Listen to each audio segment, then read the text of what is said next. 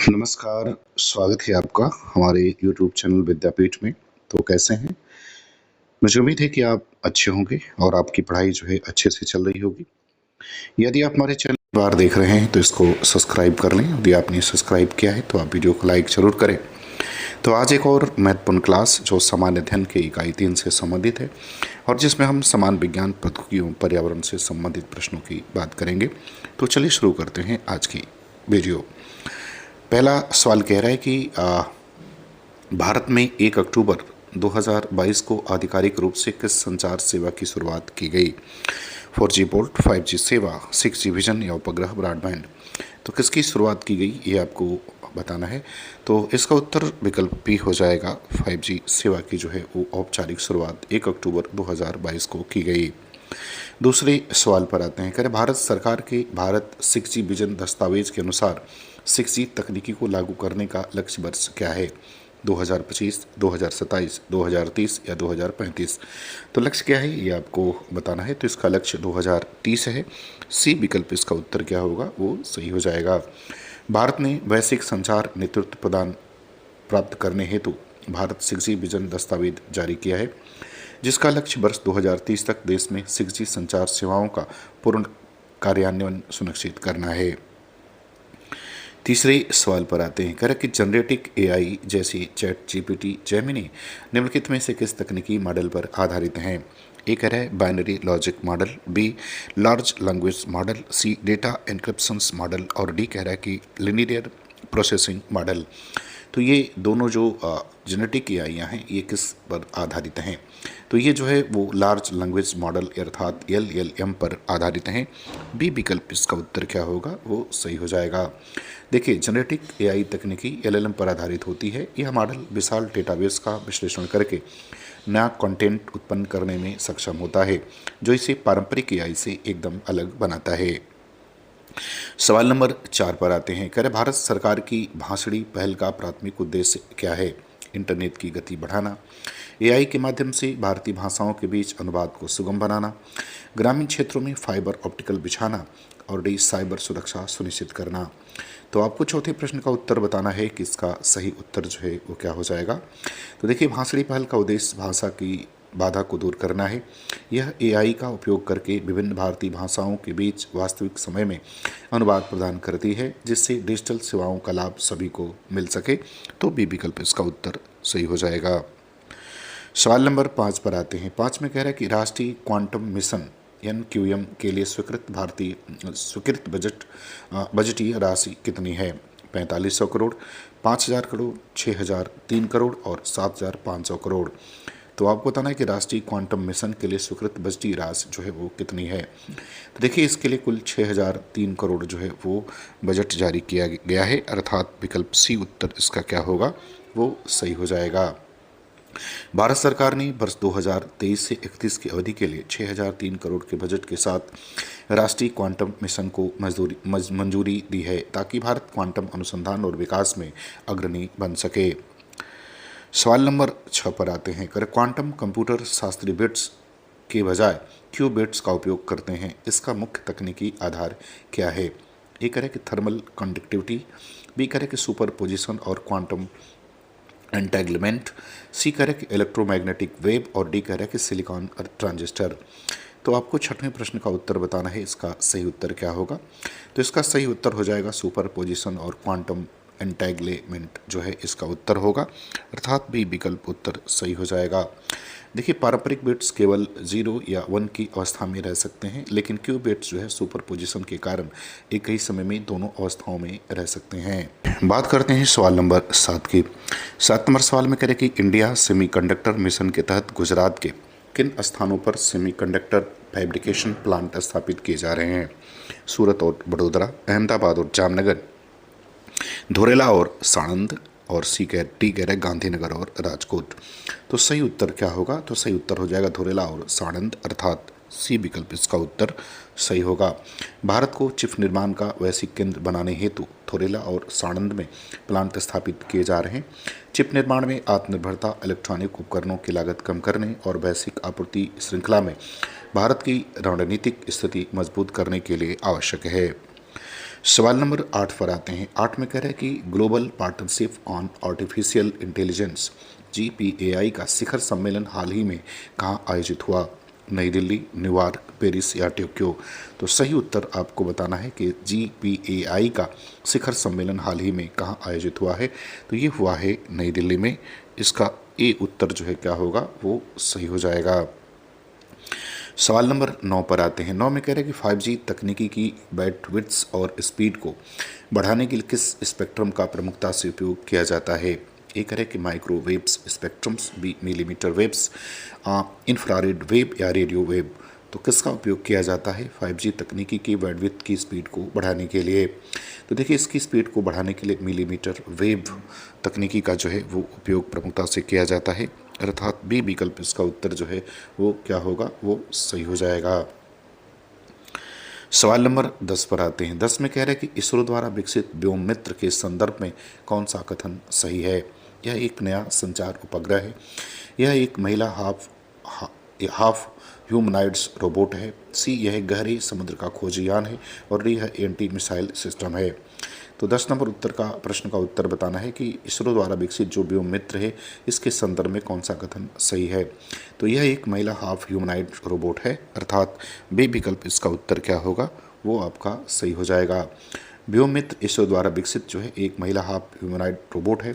इसे गगनयान मिशन के मानव रहित परीक्षण उड़ानों में भेजा जाएगा ताकि अंतरिक्ष के वातावरण का मानव शरीर पर प्रभाव समझा जा सके। बात करते हैं सवाल नंबर 11 की। जीन एडिटिंग तकनीकी CRISPR-Cas9 के विकास के लिए किन्हें 2020 का नोबेल पुरस्कार प्रदान किया गया?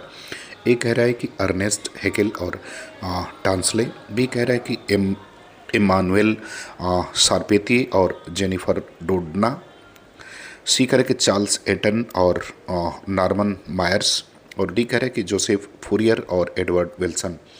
तो किसे जो है 2020 का नोबेल पुरस्कार जो है जीन एडिटिंग तकनीकी के लिए दिया गया? तो इसका सही उत्तर हो जाएगा इमानुएल शारपेती और जेनिफर, अर्थात इसका उत्तर जो है वो बी विकल्प क्या होगा, वो सही हो जाएगा। इन दोनों महिला वैज्ञानिकों को DNA में सटीक बदलाव करने वाली तकनीकी विकसित करने के लिए नोबेल पुरस्कार से सम्मानित किया गया। बात करते हैं सवाल नंबर 12 की। 12 नंबर सवाल में क्या कह रहे हैं? कह रहे हैं कि हाल ही में चर्चा में रही कैसगेवी थेरेपी का उपयोग किन आनुवंशिक रोगों के उपचार के लिए किया जाता है? इसका उत्तर आपको बताना है। मधुमेह और कैंसर, सिकल सेल एनीमिया और थैलेसीमिया, मलेरिया और डेंगू, अल्जाइमर और पार्किंसंस? तो आपको बताना है कि कैसगेवी थेरेपी का उपयोग किसके लिए जो है वो किया जाता है? तो यह सिकल सेल एनीमिया और थैलेसीमिया के लिए जो है वो किया जाता है। तो इसका बी विकल्प क्या होगा, वो सही हो जाएगा। बात करते हैं सवाल नंबर 13 की। 13 में कह रहे कि जीनोम इंडिया प्रोडक्ट के तहत जैव प्रौद्योगिकी विभाग DBT का लक्ष्य कितने नागरिकों के जीनोम को सीक्वेंसिंग करना है? 1000, 5000, 10,000 या 1 लाख? तो सही उत्तर इसका क्या होगा? तो इसका सही उत्तर 10,000 हो जाएगा। सी विकल्प उत्तर सही है। इस परियोजना के तहत भारत के 10,000 नागरिकों के जीनोम को सीक्वेंसिंग पूरी की गई है ताकि भारतीय आनुवंशिक विविधता का एक व्यापक डाटाबेस तैयार कर सटीक चिकित्सा को बढ़ावा दिया जा सके। करते हैं सवाल नंबर 14 की। 14 नंबर सवाल में कह रहे कि CRISPR-Cas9 में Cas9 की भूमिका क्या है? ए कह रहे कि DNA को जोड़ने वाला गोद, बी कह रहे कोशिकाओं को संदेश भेजने वाला माध्यम, सी कह रहे कि आणविक कैंची के रूप में DNA को काटना, और डी कह रहे कि कोशिका झिल्ली का निर्माण करना? तो आपको बताना है कि इसका Cas9 की भूमिका क्या होती है। तो इसकी भूमिका होती है आणविक कैंची के रूप में DNA को काटना, अर्थात सी उत्तर इसका क्या होगा, वो सही हो जाएगा। देखिए, Cas9 वास्तव में एक जो है न्यूक्लियस एंजाइम है जो RNA गाइड की मदद से DNA के स्ट्रैंड को एक विशिष्ट स्थान पर काटने का कार्य करता है। यह तकनीकी जीन में वांछित बदलाव करने की अनुमति देती है। सवाल नंबर 15 पर आते हैं। 15 नंबर सवाल में क्या कहते हैं? कहते हैं mRNA टीकों को कार्यप्रणाली पारंपरिक टीकों से किस प्रकार भिन्न है? ये कह रहे हैं कि ये शरीर में जीवित वायरस होते हैं बी कह रहे हैं कि ये कोशिकाओं को एक विशिष्ट प्रोटीन बनाने का संदेश देते हैं। सी ये शरीर के डीएनए में स्थायी परिवर्तन कर देते हैं। और डी कह रहा है कि ये केवल जीवाणु संक्रमण पर प्रभावी होते हैं। तो आपको बताना है कि mRNA टीकों की कार्यप्रणाली पारंपरिक टीकों से किस प्रकार भिन्न है, ये आपको बताना है। तो ये कोशिकाओं को एक विशिष्ट प्रोटीन बनाने का संदेश देते हैं, अर्थात भी विकल्प इसका उत्तर क्या हो जाएगा, वो सही हो जाएगा। पारंपरिक टीके मृत या कमजोर वायरस का उपयोग करते हैं, जबकि mRNA टीके जो होते हैं वो शरीर को एक ब्लूप्रिंट या संदेश देते हैं, जिससे कोशिकाएं स्वयं वायरस का प्रोटीन बनाकर प्रतिरक्षा प्रणाली को प्रशिक्षित करती हैं। सवाल नंबर 16 पर आते हैं। 16 में कह रहे हैं कि जैव प्रौद्योगिकी विभाग भारत सरकार के किस मंत्रालय के अधीन कार्यरत है। स्वास्थ्य मंत्रालय, विज्ञान और प्रौद्योगिकी मंत्रालय, पर्यावरण मंत्रालय या कृषि मंत्रालय। तो किस मंत्रालय के अधीन यह काम करता है, तो यह विज्ञान और प्रौद्योगिकी मंत्रालय के अधीन काम करता है। बी विकल्प इसका उत्तर क्या होगा, वो सही हो जाएगा। बात करते हैं 17 की। सवाल नंबर 17 में कह रहे हैं कि लोहे पर जंग लगना किस प्रकार की अभिक्रिया का उदाहरण है। भौतिक अभिक्रिया, रासायनिक अभिक्रिया, प्रतिवर्ती अभिक्रिया, इनमें से कोई नहीं। तो देखिए लोहे पर जंग लगना जो है एक रासायनिक अभिक्रिया का उदाहरण है, अर्थात इसका उत्तर जो है आपका बी विकल्प क्या होगा, वो सही हो जाएगा। बात करते हैं सवाल नंबर 18 की। करें निम्नलिखित में से कौन सा टीका mRNA तकनीकी पर आधारित भारत का पहला टीका है। कोवैक्सीन, कोविशील्ड, जेम कोवैक और स्पुतनिक वी। तो आपको 18 नंबर प्रश्न का उत्तर बताना है कि इसका सही उत्तर क्या हो जाएगा। तो इसका सही उत्तर जेम कोवैक हो जाएगा, अर्थात सी विकल्प उत्तर सही होगा। जेम कोवैक भारत का स्वदेशी mRNA आधारित टीका है, जो ओमिक्रॉन और अन्य वेरिएंट्स के विरुद्ध प्रभावी संदेश प्रेषण तकनीकी पर कार्य करता है।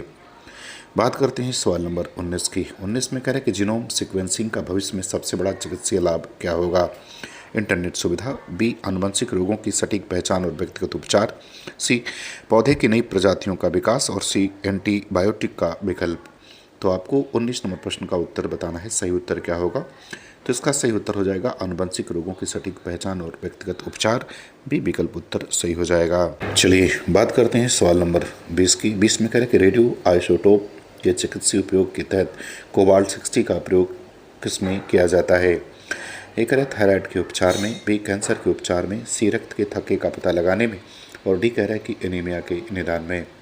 तो इसका सही उत्तर हो जाएगा कैंसर के उपचार में, अर्थात इसका उत्तर बी विकल्प क्या होगा, वो सही हो जाएगा। बात करते हैं सवाल नंबर 21 की। सवाल नंबर 21 में कह रहे हैं कि राष्ट्रीय हरित हाइड्रोजन मिशन के तहत वर्ष 2030 तक भारत का वार्षिक उत्पादन लक्ष्य क्या है।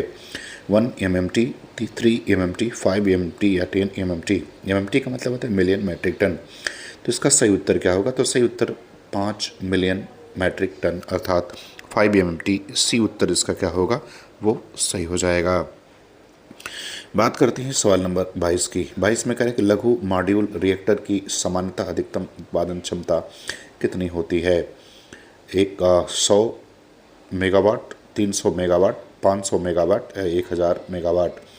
तो कितनी होती है ये आपको बताना है। तो देखिए लघु मॉड्यूल रिएक्टर की सामान्यतः जो क्षमता होती है वो 300 मेगावाट होती है, अर्थात बी विकल्प इसका उत्तर क्या होगा, वो सही हो जाएगा। सवाल नंबर 23 पर आते हैं। 23 में करें कि तमिलनाडु के कलपक्कम में स्थित प्रोटोटाइप फास्ट ब्रीडर रिएक्टर की क्षमता कितनी है। 300 MWE, बी कह रहे कि 500 MWE, सी कह रहे 700 MWE और डी कह रहे कि 1000 MWE। तो कितनी इसकी क्षमता है वो आपको बताना है। तो इसकी क्षमता 500 MWE है, अर्थात बी विकल्प इसका उत्तर क्या होगा, वो सही हो जाएगा। बात करते हैं सवाल नंबर 24 की। 24 में कह रहे हैं कि भारत के त्रिचरणीय परमाणु कार्यक्रम का द्वितीय चरण स्टेज 2 किस तकनीकी पर आधारित है। थोरियम उपयोग का अंतिम चरण, बी कह रहे कि फास्ट ब्रीडर रिएक्टर और प्लेटोनियम ईंधन, सी कह रहे यूरेनियम संवर्धन और डी कह रहे कि परमाणु संलयन। तो किस तकनीकी पर आधारित है बताना है। तो यह फास्ट ब्रीडर रिएक्टर और प्लूटोनियम ईंधन पर जो है वो आधारित है, अर्थात बी विकल्प इसका उत्तर सही होगा। सवाल नंबर 25 पर आते हैं। 25 में कह रहा है कि COP 26 में घोषित पंचामृत संकल्प के 5 लक्ष्यों में से 2030 तक गैर जीवाश्म ऊर्जा क्षमता का लक्ष्य क्या है। ए कह रहे कि 250 GW, बी कह रहे कि 400 GW, सी कह रहे कि 500 GW और सी डी कह रहे कि 700 GW। तो आपको बताना है कि इसका सही उत्तर क्या हो जाएगा। तो इसका सही उत्तर जो है 500 GW हो जाएगा, अर्थात सी विकल्प उत्तर सही हो जाएगा। GW का फुल फॉर्म जरूर बताएंगे कमेंट में कि GW का मतलब क्या होता है। सवाल नंबर 26 पर आते हैं। कह रहा है कि पंचामृत संकल्प के अंतर्गत भारत ने वर्ष 2030 तक अपनी अर्थव्यवस्था की कार्बन तीव्रता को कितने प्रतिशत कम करने का लक्ष्य रखा है? 33%, 40%, 45% या 50%? तो कितने प्रतिशत कम करने का लक्ष्य रखा है ये आपको बताना है। तो 45% कम करने का लक्ष्य रखा है। सी विकल्प उत्तर क्या होगा वो सही हो जाएगा। देखिए, पंचामृत के 5 प्रमुख लक्ष्य है। 2030 तक 500 गैर जीवाश्म ऊर्जा क्षमता। दूसरा है 50% ऊर्जा आवश्यकताओं की नवीनीकरण। तीसरा है उत्सर्जन, कार्बन उत्सर्जन में 1 अरब टन की कमी। चौथा है तीव्रता में 40% की कमी। और पांचवा है 2070 तक शुद्ध न्यून उत्सर्जन। ये 5 चीज़ें जो है वो पंचामृत 5 जो है वो प्रमुख लक्ष्य जो है वो रखे गए हैं। 27 नंबर सवाल पर आते हैं। करें भारत के किस वर्ष तक शुद्ध शून्य कार्बन उत्सर्जन प्राप्त करने का वैश्विक संकल्प लिया गया है? 2047, 2050, 2070 या 2100? आपको उत्तर बताना है कि भारत ने किस वर्ष तक शुद्ध न्यून कार्बन उत्सर्जन प्राप्त करने का वैश्विक संकल्प लिया है? तो लिया 2070 तक। सी विकल्प इसका उत्तर क्या होगा वो सही हो जाएगा। अब आते हैं सवाल नंबर 28 पर। 28 में कह रहे हैं कि ग्रीन हाइड्रोजन के उत्पादन की सर्वाधिक उपयुक्त विधि कौन सी है? प्राकृतिक गैस का दहन, अक्षय ऊर्जा का उपयोग कर जल का इलेक्ट्रोलिसिस, सी कह रहे कि कोयले का गैसीकरण, और डी कह रहा है कि नाभ की विखंडन। तो सही उत्तर जो है इसका क्या होगा वो बताना है। तो इसका सही उत्तर हो जाएगा अक्षय ऊर्जा का उपयोग कर जल का इलेक्ट्रोलिसिस, अर्थात बी विकल्प उत्तर सही होगा। सवाल नंबर 29 पर आते हैं। 29 में कह रहे कि भारत के परमाणु कार्यक्रम का तृतीय चरण किस ईंधन के उपयोग पर केंद्रित है? प्राकृतिक यूरेनियम, प्लूटोनियम, थोरियम और रेडियम किस पर आधारित है? तो देखिए, भारत का तीसरा चरण जो है थोरियम पर आधारित है। थोरियम 232, अर्थात सी विकल्प इसका उत्तर क्या हो जाएगा वो सही हो जाएगा। सवाल नंबर 30 पर आते हैं। करें कुसुम योजना का संबंध किससे है? ये करें कि सौर पंपों की स्थापना और सौर ऊर्जा का कृषि में उपयोग, अंतरिक्ष कचरे का प्रबंधन, जल स्रोतों की सफाई और परमाणु संयंत्रों की सुरक्षा। तो आपको इसका उत्तर बताना है कि 30वें का उत्तर जो है क्या होगा। तो इसका उत्तर हो जाएगा सौर पंपों की स्थापना और सौर ऊर्जा का कृषि में उपयोग, अर्थात ए विकल्प उत्तर सही होगा। तो मुझे उम्मीद है कि वीडियो आपको पसंद आएगी। अच्छा लगे तो आप हमारे चैनल को सब्सक्राइब जरूर करें।